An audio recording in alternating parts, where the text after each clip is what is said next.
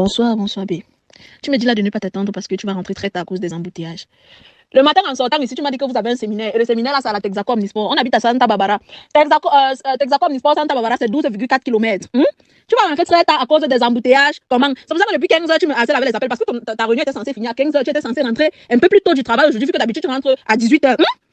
Tu me racontes qu'à cause des embouteillages, tu vas rentrer tard. Écoute-moi très bien. Je veux pas que tu m'énerves, d'accord? Même quand tu peux me mentir, tiens compte de mon niveau d'études avant de me mentir.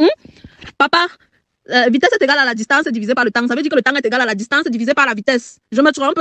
La vitesse autorisée en ville, en agglomération, c'est 50 km par heure. Mais étant donné que entre Texaco Omnisport et Santa Barbara, tu vas passer devant le gynéco général, le CH et tout, quand tu passes devant les hôpitaux là, la vitesse est diminuée à 30 km par heure. Donc, si tu fais 30 km en une heure, tu vas faire 12,4 km en combien de temps? Ça, tu fais la règle de 3. Ça fait combien? 24,8 minutes. Si ça te dépasse, tu peux tout faire. Le temps qui est égal à la distance divisée par la vitesse. Ça veut dire que tu vas faire quoi? 12,4 km divisé par 30 km/h.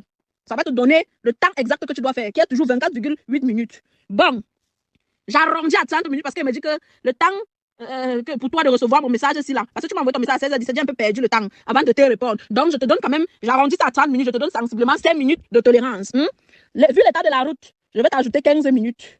Et je suppose qu'il y a un peu les embouteillages. Et ne m'énerve pas, ne me dis pas qu'il y a trop d'embouteillages parce que ce n'est plus la période de classe que tu as dit qu'il y a les élèves. Et ce n'est pas une heure de pointe là maintenant, ce n'est plus une heure à laquelle les gens rentrent trop du travail. Il y a souvent les embouteillages entre 19 et 20 heures. Donc là, il n'y a pas trop d'embouteillages. Donc je vais t'ajouter encore 15 minutes pour les embouteillages. Ça fait que sur tes 30 minutes, sur tes 24,8 minutes, je t'ai ajouté sensiblement 35,2 minutes. Donc ça fait un total d'une heure de temps. Monsieur, tu as une heure de temps pour arriver à la maison. 16h48 plus une heure, ça fait combien de temps?